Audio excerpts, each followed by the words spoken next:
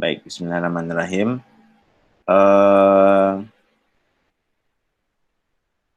Semester ini saya mengampu tugas mata kuliah ekonomi Islam ya. Mata kuliah ini termasuk mata kuliah ya wajib sih ya, ekonomi Islam ini. Yang pertama itu, kemudian berikutnya insya Allah nggak usah pakai tugas-tugasan ya. Mau nggak? Alhamdulillah. Atau dikasih tugas aja, Bel? Boten, Pak. Manis Boten, Pak.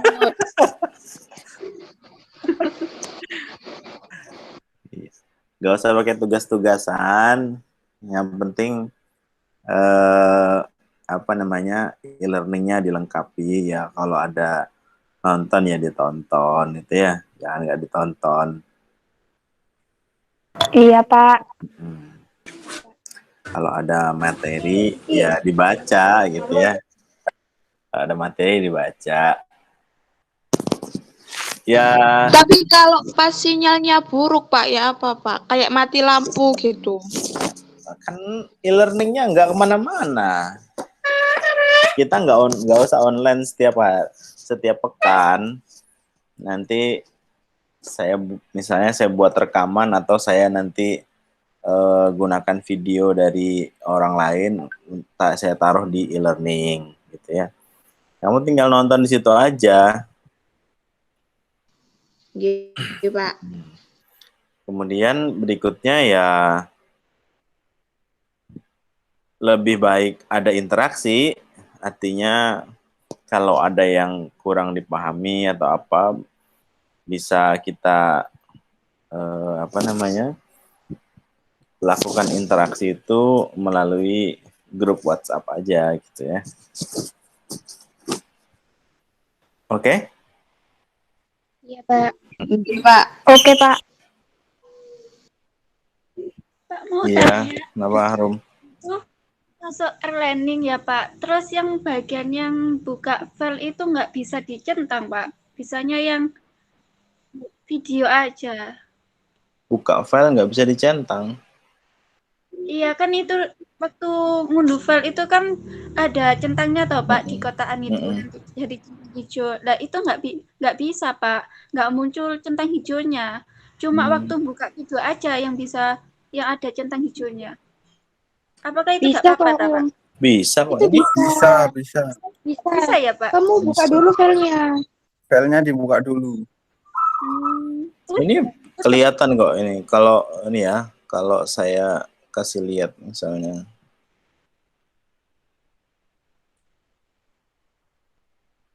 Nah, ini kelihatan sebenarnya yang udah buka-buka file nih. Bella udah buka filenya. Via belum. Laila udah buka. Monica Saya, udah Pak, buka. sudah. Iya. Panji. Salsabila. Humairo. Nah, ini udah gini. Ini bukan Arum ya, Tri Agustin Kusumaningrum ya. Ya itu saya, Pak. Nah, itu udah buka gitu loh centang. Tapi itu nggak bisa ya, Pak? Nggak muncul centang hijaunya. Oh, ya nggak tahu ya. Di saya sih udah kebaca, kamu udah centang ini materi pertama. Wahyu belum. Wardah, Yohana, Yulia. Ini. Begitu. Sebenarnya ada tugas kalau ini tahun lalu, cuman nggak usah lah. Iya, Pak, nggak usah, Pak. Nanti aja. Semoga secepatnya kita ketemu offline gitu ya. Iya, Pak. Iya, Pak. Amin. Ya, Duh, mana, Loh. Pak? Apanya yang mana? Kok keluar? Oh, saya kirain keluar. Enggak. Enggak keluar. Iya. Nah, paling sekarang saya mau ngasih pengantar aja tentang ekonomi Islam. Selanjutnya nanti bisa ditambah dengan menonton video ya. Saya mau kasih pengantar tentang ekonomi Islam ini.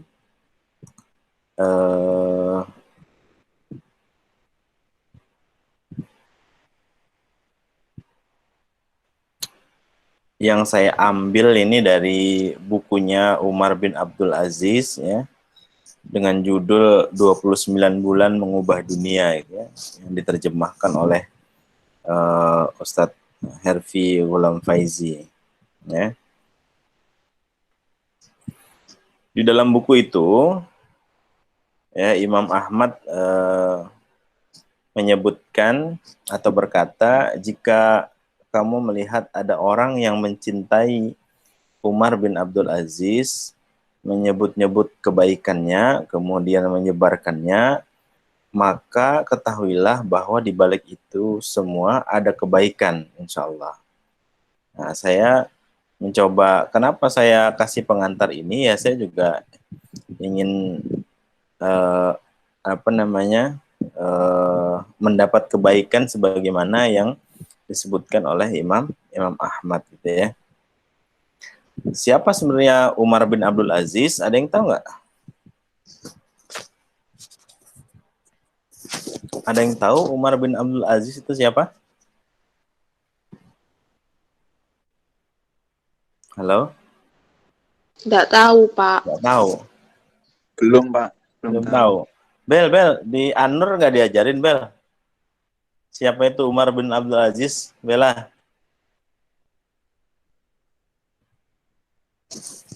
Iya, Pak. Belum. Belum.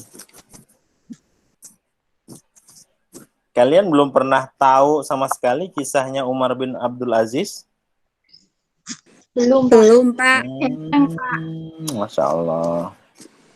Sayang Umar. sekali ya. Jadi Umar bin Abdul Aziz itu ketika dia sebelum menjadi khalifah, beliau itu kan pengusaha kaya ya. Sangat kaya sekali, pengusaha sangat kaya. Yang parfumnya itu ya, misalnya beliau datang gitu ya, datang ke satu tempat gitu ya, datang ke satu tempat, kemudian beliau pergi gitu ya, wangi parfumnya itu masih ketinggalan di tempat itu saking bagusnya parfumnya gitu ya. Maka kalau parfum itu kan kalau yang dijual botolan kecil-kecil itu kan murah-murah itu ya, itu juga 2 menit udah hilang ya. Itu cuman syarat aja gitu. Saya kapan hari pernah ke Malang itu nemuin ada parfum itu 1 milinya harganya 20.000 gitu ya. Ya jadi kalau beli 1 botol kecil itu ya 200.000 gitu ya. Itu yang paling ya udah the bestnya lah di situ gitu ya, dari dari Tanduk Kijang itu di Malang ada yang jual. Artinya parfumnya Umar bin Abdul Aziz itu lebih daripada itu gitu ya. Nah sebenarnya siapa sih Umar bin Abdul Aziz? Itu kalau kalian pernah mendengar kisah Khalifah Umar bin Khattab gitu ya, ketika malam hari lagi patroli gitu ya, atau lagi belusuan gitu ya, lagi belusuan itu Umar bin Khattab satu waktu melihat ada sebuah rumah gitu ya, dan mendengar percakapan antara anak dengan seorang ibu ya. Ketika Umar mendengar percakapan itu, bunyi percakapannya begini gitu ya. Kata sang ibu, campurlah susu itu dengan air.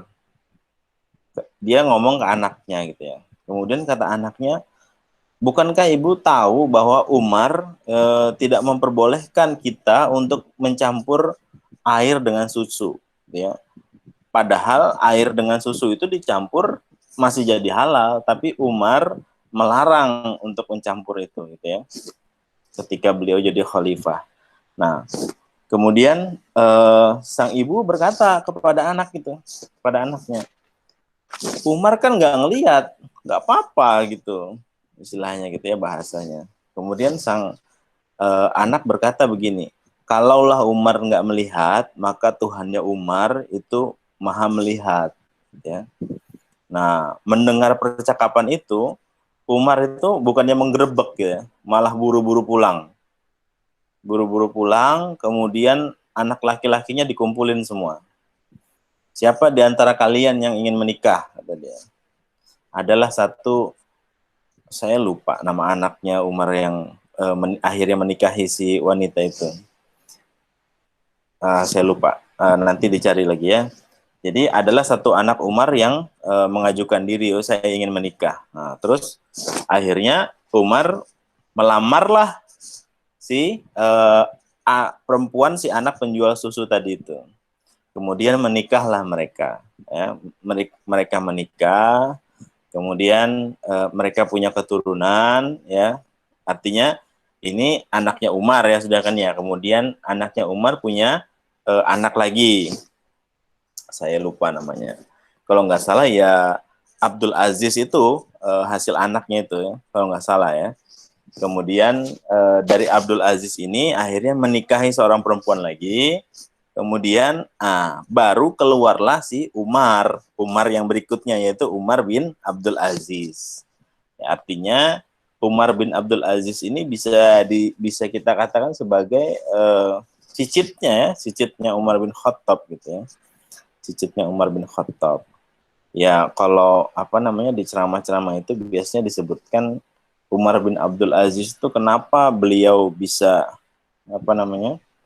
memimpin bumi itu menjadi sejahtera itu hanya dalam waktu 29 bulan, karena memang hidupnya itu artinya dia hidup, makan, minum, pakaiannya itu hanya menggunakan atau artinya pakaiannya membeli dengan uang yang halal. Kemudian makanan yang dimakan adalah makanan yang halal gitu ya. Jadi jangan dibayangkan yang halal itu bahwa nggak makan babi ya gitu ya. Ya belum tentu kita makan nasi, yang nasi yang kita makan itu halal gitu ya. Kalaulah dia dibeli menggunakan harta yang haram pun, nasi itu bisa jadi haram gitu ya kita makan.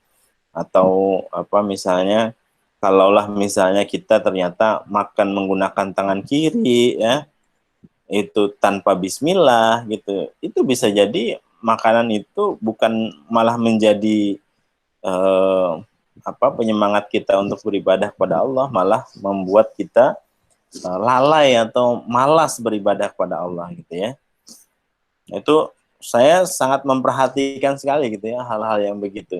Saya sering melihat itu kalau misalnya di kantin itu, namanya mahasiswa dan mahasiswi itu kalau minum air mineral botol itu, kalau sudah mau minum itu ya, udahlah berdiri, kemudian dia pegang tuh botol pakai tangan kiri, bukalah pakai tangan kanan, lalu langsung dia minum. Dugaan saya itu tidak mungkin pakai bismillah juga. Jadi semua hukum sudah terkena di situ ya. Minumnya sambil berdiri, kemudian minum menggunakan tangan kiri. Yang mudah-mudahan kita doakan masih pakai bismillah gitu ya. Tapi kalau ternyata tidak pakai bismillah ya sudah, habislah sudah gitu. Minum ya hanya sekedar minum, nggak ada maknanya apa-apa gitu ya. Padahal minum pun harusnya bisa menjadi 3 pahala gitu ya minimal, dengan cara berdiri, dengan cara duduk dengan tangan kanan dan mengucapkan bismillah. Dan masih banyak hal lain lagi. Nah, kira-kira begitu ya. Itu Umar bin Abdul Aziz. Lalu bagaimana kisah kepemimpinan Umar bin Abdul Aziz ya. Jadi kisahnya itu Umar bin Abdul Aziz ini rakyatnya itu bingung ya. Tidaklah ia meninggal ya sampai ada seseorang ketika itu yang menitipkan hartanya kepada kami dengan jumlah yang besar. Jadi ada orang itu ya, ketika kepemimpinan Umar bin Abdul Aziz itu datang dan ingin menitipkan hartanya gitu ya, yang jumlahnya besar. Kemudian ia berpesan, bagikan ini kepada orang yang fakir. Kemudian ternyata si petugas yang diserahi tanggung jawab ini sampai malam hari menunggu siapa orang yang akan diberinya harta sedekah itu, tetapi ternyata tidak ada. Ya. Jadi nggak ada orang yang butuh sedekah ketika zamannya Umar bin Abdul Aziz itu. Dan akhirnya ia membawa pulang harta tersebut yang ia niatkan untuk sedekahkan. Kemudian ia berkata, sungguh Umar bin Abdul Aziz telah membuat manusia menjadi kaya. Bayangkan ya, orang sudahlah kaya mau sedekah. Ketika sedekah nggak ada yang nerima. Sebab orang hidupnya sudah sejahtera. Kurang lebih begitu ya. Nah, kemudian apa yang dilakukan oleh Umar bin Abdul Aziz ketika zaman khalifah beliau gitu ya, khalifahan beliau itu harganya kalau hari ini gitu ya, kadang meskipun murah nggak bisa kebeli gitu ya. Tapi dulu waktu zamannya Umar bin Abdul Aziz, harga-harga itu mahal tapi bisa dibeli gitu ya. Bisa dibeli. Apa buktinya? Ini ada perkataan dari Abdurrahman bin Syauban gitu ya. Wahai Amirul Mukminin, bagaimana bisa ya pada masa pemerintahanmu harga barang-barang meninggi padahal pada masa sebelummu harga barang-barang itu murah. Nah, coba. Kemudian Umar bin Abdul Aziz menjawab, sesungguhnya pemimpin-pemimpin sebelumku membebani ahli zimmah di luar kekuatan mereka. Dan mereka pun tak punya jalan lain kecuali harus menjual apa-apa yang mereka miliki. Sedangkan aku tidak membebani siapapun kecuali sesuai dengan kemampuannya. Maka orang-orang pun berjual beli sebagaimana mereka inginkan. Jadi coba kita hari ini mungkin ada harga murah aja kadang mungkin masih bisa nggak kebeli gitu ya. Kemudian tapi di zaman Umar bin Abdul Aziz harganya mahal pun masih bisa kebeli oleh orang-orang. Lalu bagaimana profil orang miskin zaman Umar bin Abdul Aziz ya? Profil orang miskin itu dia punya rumah ya, mempunyai rumah untuk berteduh. Kemudian punya pembantu ya yang membantunya sehari-hari. Lalu minimal memiliki kuda untuk berjihad di jalan Allah dan juga memiliki perabotan. Nah, itu profil orang yang paling rendah, paling miskin tanda kutip ya, meskipun nggak bisa disebut miskin, artinya orang yang paling nggak punya lah itu zaman Umar bin Abdul Aziz. Masih punya rumah, punya pembantu, punya kendaraan, sama punya perabotan rumah. Profil orang miskin kita hari ini apa? Dorong gerobak, hidupnya di gerobak gitu ya, pakai rumah kardus. Bener nggak? Iya, Pak. Nah, itu beda sekali, sangat jauh beda sekali. Kalau ini profil orang menengah ya. Orang kaya. Orang kaya sudah ini ya. Iya, orang kaya, Pak. Kalau di zaman kita ya, di zaman kita ini profil orang kaya, ini punya rumah, punya kuda itu ya wis kayak punya mobil apa mungkin. Mobil. Iya, mobil. Alphard, Pak. Udah kayak Alphard ya ini ya, harga kuda ya mungkin ya. Iya. Artinya kudanya kan bukan kuda tunggangan biasa, ini kan kuda untuk berjihad gitu ya. Nah, berikutnya di zaman Umar bin Abdul Aziz itu pajak berkurang ya. Dan akhirnya banyak orang masuk Islam. Lalu Adi bin Arita berkata gitu ya, sesungguhnya orang-orang telah banyak masuk Islam. Aku khawatir jika pendapatan negara dari pajak itu berkurang. Kemudian Umar bin Abdul Aziz berkata, aku telah memahami suratmu, demi Allah, aku lebih senang semua umat manusia masuk Islam, sehingga aku dan kamu menjadi petani yang makan dari hasil jerih payah sendiri. Oh, gitu. Bayangin, Cek. Artinya zaman Umar bin Abdul Aziz itu kalau bisa pajak itu nggak ada gitu ya. Kita hari ini apa-apa sekarang udah mau dipajakin gitu ya. Semuanya mau dipajakin. Kemudian bagaimana tentang kenyamanan dan keamanan sosial? Umar bin Abdul Aziz berhasil menyatukan pihak-pihak Islam yang dahulu bertikai, ya. Bahkan dengan pihak Khawarij sekalipun, ya, tidak dengan cara kekerasan atau pertumpahan darah, tapi dengan cara dialog yang bijaksana. Hal itu disebabkan oleh sikap adilnya, artinya memang Umar bin Abdul Aziz ini udahlah seorang yang adil gitu sebagai seorang pemimpin. Kemudian dia punya semangat dalam memerangi kezaliman. Dan perhatiannya itu sangat besar gitu ya, apalagi dalam penerapan syariat Islam. Masya Allah ya, ini Umar bin Abdul Aziz nih ketika kisahnya tuh ketika beliau pertama kali dibaiat menjadi khalifah itu beliau tuh kecapean gitu ya dalam kisah itu. Lalu beliau kepengen istirahat gitu ya. Terus tiba-tiba anaknya berkata, ayah sekarang ingin istirahat gitu ya. Bagaimana pertanggungjawaban ayah di hadapan Allah ketika ayah memimpin sebagai seorang khalifah, ada rakyat yang misalnya hidup miskin atau kesusahan sementara ayah mau tidur-tidur untuk menghilangkan sedikit keletihan gitu ya. Lalu tiba-tiba Umar bin Abdul Aziz bangun dari tempat tidurnya dan tersadar bahwa dia punya tanggung jawab yang besar sebagai seorang khalifah gitu ya. Ya, jadi presiden enak gitu ya, tapi nggak gitu juga gitu.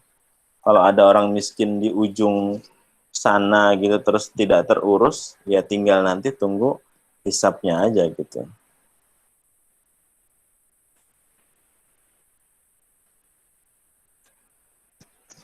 Kurang lebih begitu. Selanjutnya ini firman Allah, Maha benar Allah dalam surah Al-An'am ayat 82, orang-orang yang beriman itu tidak mencampur adukkan iman mereka dengan kezaliman. Mereka itulah orang-orang yang mendapat keamanan dan mereka itu adalah orang-orang yang mendapat petunjuk. Jadi ya namanya iman gitu ya, nggak bisa dicampur aduk memang dengan kezaliman berupa kesyirikan gitu ya.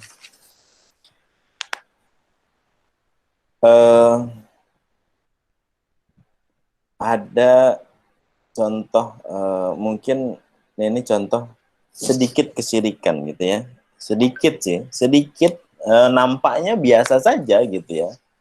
Terkadang kita itu ketika punya masalah gitu ya, itu kita mencoba lari kepada manusia terlebih dahulu. Padahal kita semua tahu manusia itu sebetulnya tempat salah dan dosa gitu ya. Maka seharusnya tempat lari kita pertama itu harusnya kepada Allah ya, bukan kepada manusia. Kalau ternyata kita ketika satu hari ditimpa masalah lalu pertama kali kita lari itu kepada manusia, maka sungguh kita harus berpikir ulang apakah benar keimanan kita ini gitu ya. Jangan-jangan ada yang salah gitu ya. Jangan ada yang salah dengan keimanan kita ya. Mudah-mudahan kita selalu dijaga oleh Allah dan selalu diberikan petunjuk ya ketika kita mengalami masalah-masalah. Nah, ini memang ketika Umar bin Abdul Aziz itu memimpin, artinya kenapa hanya dalam waktu 29 bulan gitu ya. 29 bulan itu 2 tahun lebih 5 bulan ya. 2 tahun 2,5, artinya 2,5 belum, ya 2,5 ini lah ya. 2,5 tahun saja beliau memimpin sudah berhasil memakmurkan negerinya gitu ya. Ya negerinya bukan sama Indonesia ya, masih lebih luasan negerinya Umar bin Abdul Aziz ya. Indonesia mah nggak ada apa-apanya gitu ya. Itu artinya semua itu datang dari mana? Datangnya dari pertolongan Allah. Beliau punya pemerintahan yang adil, kemudian selalu menghidupkan Al-Quran ya, membina rumah tangga dan masyarakat itu selalu lebih mendekat kepada Allah ya. Kemudian dari sisi rakyatnya itu nggak ada yang kelaparan, nggak ada kerusuhan ya. kemudian lebih merombak tradisi-tradisi pemerintahan sebelumnya itu yang tidak sesuai dengan syariat. Ya. Karenanya Allah memberikan kemenangan, ya. Kemenangannya berupa apa? Umat yang taat, kemudian ada pertolongan Allah, dan bertambahlah iman-iman mereka.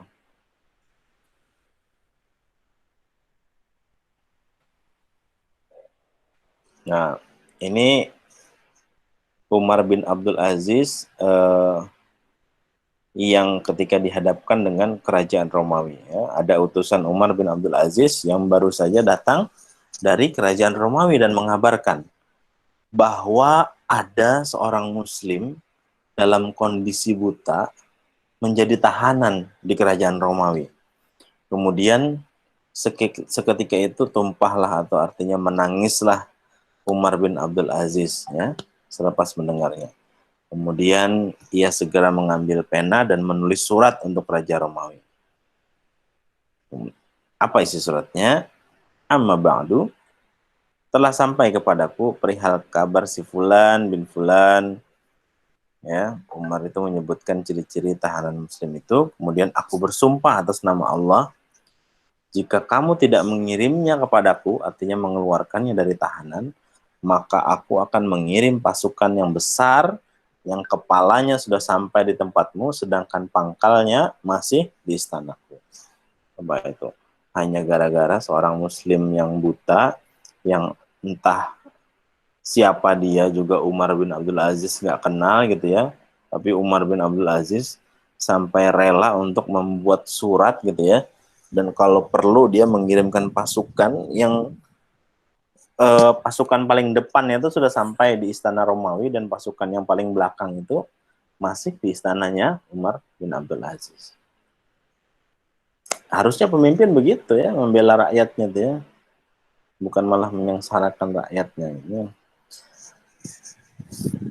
Ya itu tadi kita kembali ya, bahwa memang karena memang hidup dari harta yang berkah seperti Umar bin Abdul Aziz ya, akhirnya ketika memimpin satu negeri ya, negeri muslimin gitu ya, maka hadirnya itu adalah keberkahan juga gitu ya.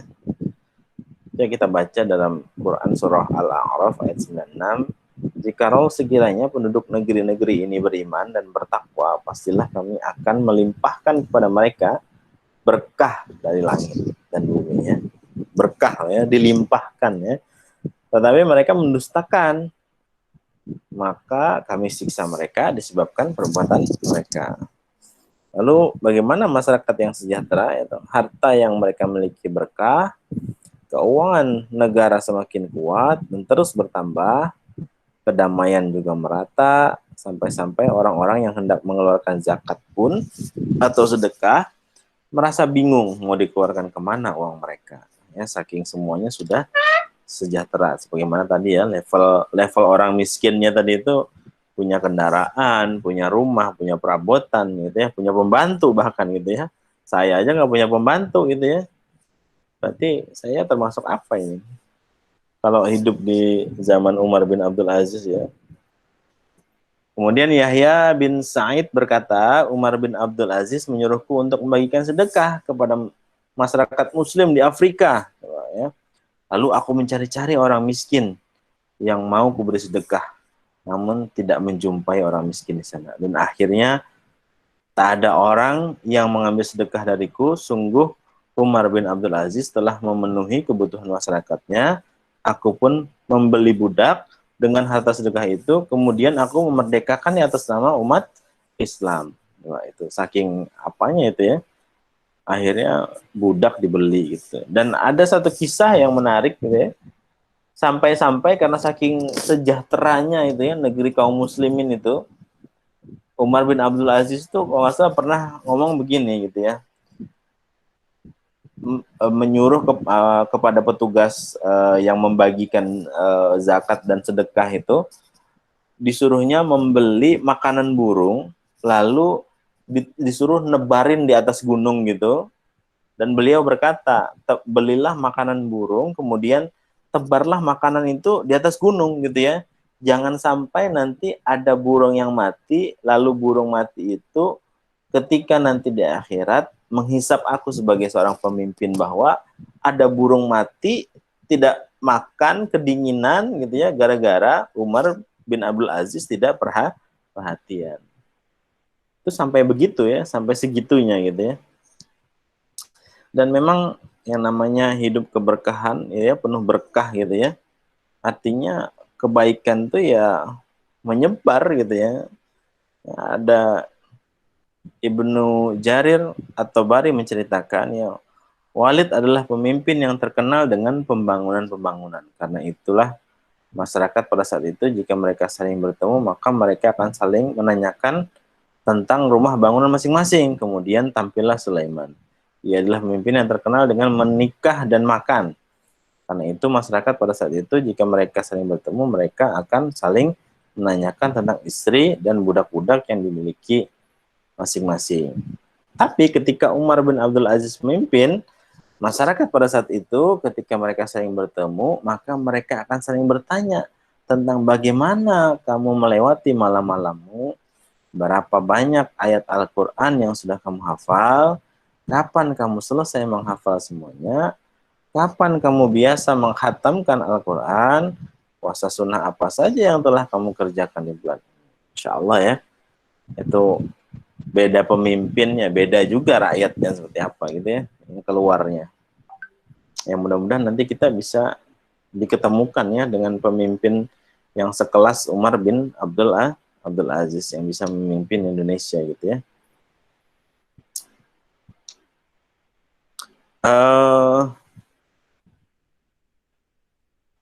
Ada ulama Hajjaj bin Yusuf ya, saat musim tiba haji itu berkata itu, seandainya aku tidak mengganggu ibadah hajimu, tentu akan kugambarkan semua kebenaran yang telah engkau matikan, kemudian Allah menghidupkannya kembali, serta kebatilan-kebatilan yang engkau hidupkan lalu Allah matikan. Allah melakukan itu sendiri, maka janganlah kamu memuji selainnya. Sungguh Allah telah membiarkanku sendiri tanpa bimbingannya, maka aku akan seperti khalifah-khalifah yang lain.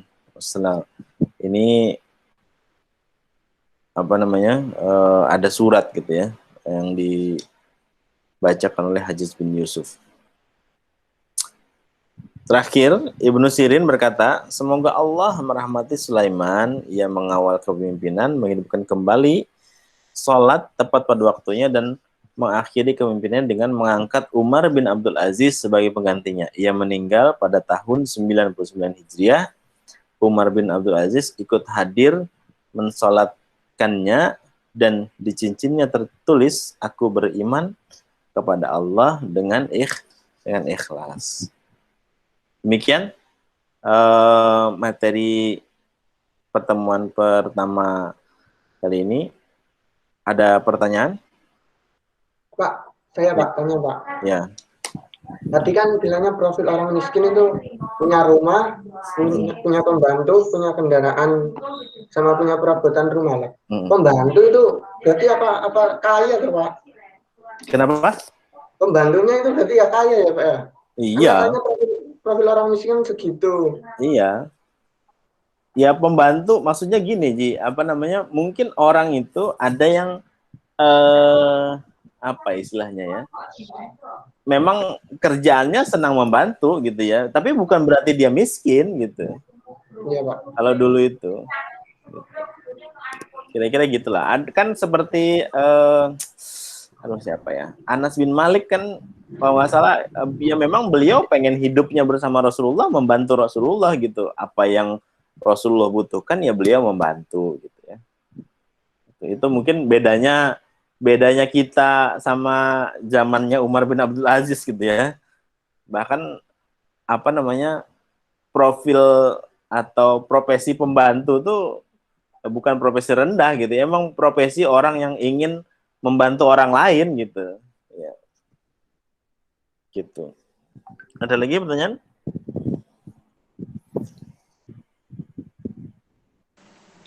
Siapa Pak khalifah yang terbaik menurut Bapak? Yang terbaik?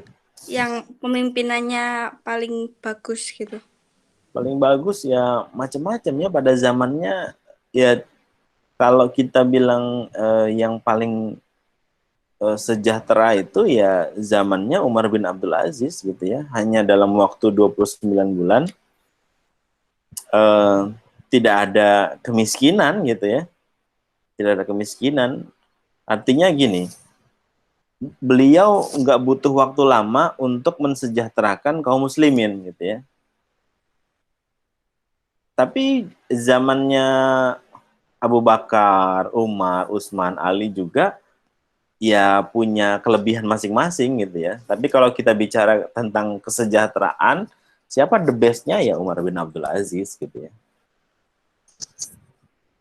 Siapa pemimpin yang paling the best dalam menyebarkan agama Islam? Ya Umar bin Khattab gitu ya. Karena di tangannya lah itu ya Roma Persia itu semuanya bisa tersebar Islam ke sana gitu. Begitu Wardah? Ya, Pak. Ada Pak, lagi? mohon maaf mau bertanya. Ini kan temanya tentang kedermawanan seorang pemimpin ya Pak. Terus kalau misalkan ada orang yang nggak mampu atau miskin gitu ya Pak, kalau dia ingin bersedekah itu bagaimana Pak? Maksudnya gimana nih pertanyaannya? Orangnya nggak mampu, tapi dia ingin bersedekah gitu loh Pak, bagaimana? Orangnya nggak mampu tapi ingin bersedekah, macam-macam caranya Bel. Misalnya begini ya, saya nggak mampu menyekolahkan anak saya misalnya gitu ya di satu sekolah gitu ya. Dia bisa ngomong misalnya ke sekolah, tapi karena saya nggak mampu membayar uang sekolah di sekolah ini, maka saya ganti misalnya saya setiap hari akan membersihkan sekolah ini. Sedekah juga sama ini. Gitu. Ya? Iya. Itu hal yang sederhana. Gitu ya. Atau misalnya disuruh urunan misalnya itu untuk membantu korban banjir misalnya gitu ya. Terus orang ini bicara, saya kalau urunan uang nggak mampu, nanti saya yang membantu untuk misalnya mengantarkan aja bantuan untuk korban banjir gitu. Bisa aja kan begitu. Pak. Gitu. Ada lagi pertanyaan? Pak mau tanya. Ya. Hukumnya orang kalau punya kegiatan gitu ya kayak ada mainten gitu loh Pak. Terus itu ada penangkal hujan. Menikah gitu loh Kak. Menikah. Terus itu kayak adat disuruh penangkal hujan gitu loh Pak. Penangkal hujan itu siapa yang mau menangkal hujan? Orang kayak minta ke orang gitu, hujan. Minta ke orang menangkal hujan. Iya. Ya. Itu hukumnya gimana? Sirik itu. Hujan itu kan yang hujan, coba kita paling sederhana, hujan itu dalam Al-Quran itu disebut sebagai sesuatu yang berkah gitu ya. Hanya gara-gara kita ingin menikah misalnya gitu ya, kita pengen menangkal keberkahan gitu. Gimana menurut kamu? Kan pikirnya orangnya kan kalau hujan yang bowo sedikit Pak. Lah iya makanya. Ya itu tadi, hujan itu nggak ada bahasa hujan itu bahasa yang misalnya menimbulkan banjir atau menimbulkan bencana. Hujan itu adalah keberkahan ya. Bahasanya Allah nih ya. Kemudian kita mau menikah. Menikah tuh halal halal apa enggak? Halal ya. Halal. Nah, kemudian penuh keberkahan apa enggak? Penuh keberkahan juga gitu ya. Lalu ketika kita menikah, kita ingin menangkal hujan gitu, menangkal keberkahan gitu ya. Yang berkah kita tangkal gitu. Gimana coba? Kamu dikasih Allah yang berkah tapi ditangkal. Gimana sih? Ibarat kata dikasih uang ratusan juta, nggak mau. Nggak butuh gitu ya. Berarti kan nggak butuh keberkahan gitu ya. sudahlah nggak butuh keberkahan, kemudian tiba-tiba cara menangkal keberkahannya itu dengan cara-cara yang tidak sesuai dengan syariat. Artinya itu termasuk syirik gitu ya. Ya pantas memang gitu ya. Menangkal keberkahan nggak mungkin jalannya sesuai dengan syariat, pasti jalannya tidak sesuai dengan syariat. Ya kira-kira begitu jawaban saya. Sulit ya. Logika sederhananya ya menikah halal, berkah gitu ya. Hujan kenapa harus ditangkal? Ya emang hujan suka-sukanya Allah gitu ya. Ya doa hujan aja kan Allahumma shayyiban nafi'an gitu ya. Ya artinya jelas gitu ya. Iya, Pak. Gitu. Ada lagi mungkin pertanyaan?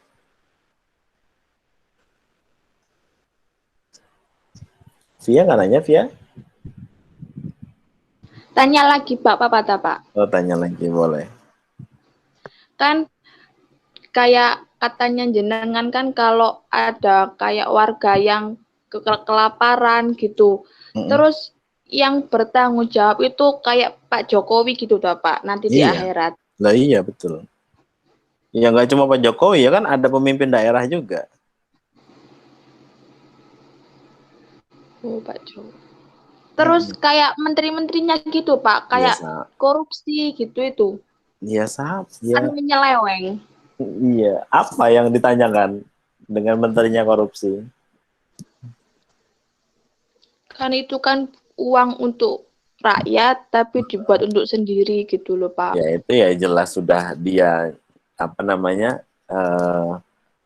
mencuri uangnya rakyat gitu ya. Tapi ada di sisi lain juga sebagai seorang pemimpin juga ya harus bertanggung jawab gitu ya. Sekecil-kecilnya kesusahan rakyatnya itu ya emang yang bertanggung jawab pemimpin gitu ya. Makanya jangan makanya kadang begini untuk level ketua kelas saja gitu ya. Kenapa misalnya kadang-kadang saya suka bertanya gitu ya, ketua kelas anggotanya kemana gitu, itu harus tahu gitu ya. Ya itu pemimpin sederhana hanya level ketua kelas. Apa kamu tahu gitu ya, misalnya ketua kelasnya Panji gitu ya. Apa Panji tahu misalnya si Yulia misalnya lagi nggak hadir. Panji tahu nggak Yulia itu lagi kenapa dia nggak hadir? Gitu ya. Ya harus tahu. Ya bukan berarti nanti misalnya Yulia misalnya nggak hadir terus dijapri sama Panji gitu ya. Ya jangan si Yulia jangan merasa bahwa oh sih Panji kok takut-takut aja gitu misalnya gitu. Ya nggak bisa begitu. Memang tanggung jawabnya Panji sebagai seorang pemimpin harus tahu seperti apa kondisi anggotanya gitu ya. Itu hanya level paling rendah gitu ya. Nah, kalau kamu misalnya jadi presiden, jadi bupati apa segala macam gitu ya, itu tambah berat lagi kan, artinya begitu.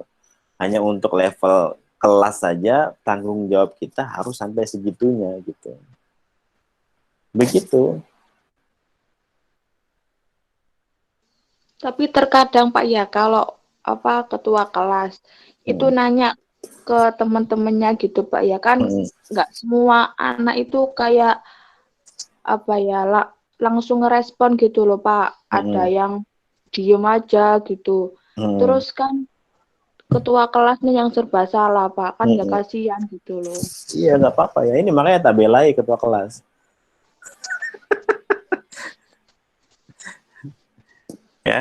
ya supaya semua tahu gitu ya, supaya semua tahu ketua kelas tuh bertanggung jawab sampai segitunya gitu ya. Itu maksudnya saya pribadi sebagai seorang dosen meminta tanggung jawab seorang ketua kelas tuh sampai segitunya gitu ya. Dan kalian yang menjadi anggota ya yang sudah nyuruh-nyuruh temennya jadi ketua kelas kan pasti ketua kelas itu kan disuruh-suruh temennya kan ya, didorong-dorong temennya supaya jadi ketua kelas kan ya, bukan karena kalian memilih segala macam gitu kan. Artinya dia juga sebenarnya jadi ketua kelas ada rasa terpaksa juga gitu ya, tapi emang harus dijalani. Bener nggak? Iya, Pak. Iya. Nah, ya itu artinya kalian yang tidak mampu, tidak mau bertanggung jawab menjadi ketua kelas, ya harus mendukung ketua kelas gitu ya. Harus mendukung ketua kelas, maka ketika nanti saya nanya ketua kelas kemana sih, misalnya Nabila kok nggak ada gitu, ya ketua kelas tahu gitu. Dan Nabila pun harus tahu bahwa ketika ditanya sama ketua kelas tuh, ya harus menjawab gitu ya, harus memberi kabar. Kalau perlu sebelum ditanya harus memberi kabar.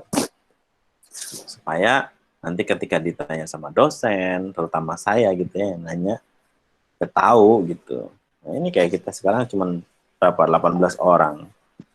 Sisanya kan nggak tahu kemana. Benar nggak? Iya, Iya. Pak.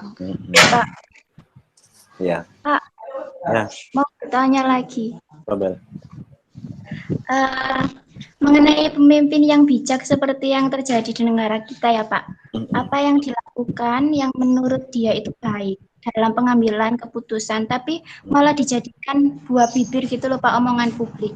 Itu bagaimana Pak? Maksudnya misalkan pemimpin itu dalam menyelesaikan masalah dianggap tidak sesuai dengan pemikiran orang lain gitu loh Pak, sehingga seolah menjadi bahan bulian.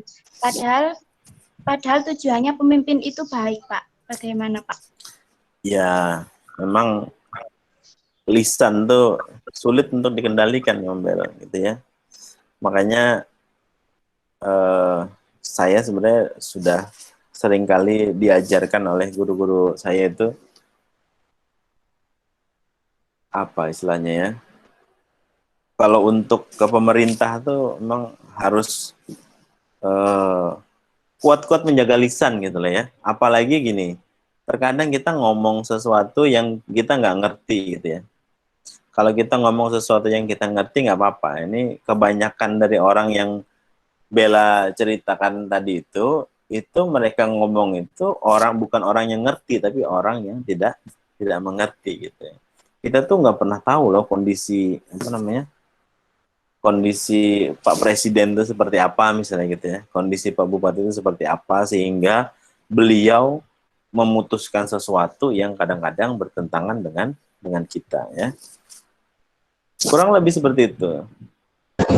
Iya, Pak. Artinya selagi kita sholat kita nggak diganggu gugat gitu ya, ibadah kita nggak diganggu gugat gitu ya, itu ya cukup didoakan dulu lah gitu ya pemimpin kita ya. Mudah-mudahan sambil jalan ini ya kalian sebagai seorang perempuan juga nih, yang terutama yang perempuan ya, iya juga harus punya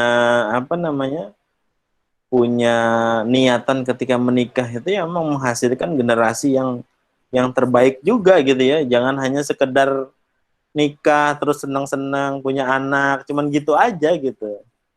Jangan ya, saya harap nggak begitu ya. Maka ya karena wanita memang madrasah pertamanya anak-anak itu ya ada wanita gitu. Kenapa kok menghancurkan generasi itu caranya lewat wanita ya? Dikasih Korea gitu ya. Akhirnya terlena gitu ya, ikut-ikutan tren gitu ya. Disuruh pakai jilbab tapi foto profilnya nggak pakai jilbab gitu ya. Ya itu memang begitu gitu. Ya, udah yang pakai jilbab sering update-update gitu ya. Ya memang gitu caranya gitu ya. Menyibukkan wanita dengan hal-hal yang begitu gitu ya. Akhirnya kurang ilmu, terus nanti kalaupun mau menikah, ya menikah karena senang dengan cowok itu aja gitu.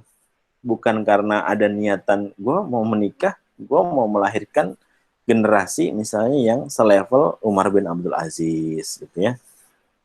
Atau seperti ulama-ulama yang mana gitu ya. Nah, kira-kira gitu, Bel. Oke, Pak. Terima Iya, Bel kasih. ya. Iya. Oke, Pak. Ada lagi yang lain? Cukup? Kalau cukup nanti dilanjutkan menonton video ya yang ada di e-learning. Itu ada 2 video ya buat pengantar ekonomi Islam, ada yang dari Bank Indonesia, Ada yang satu lagi dari Ustadz Aminur Baits.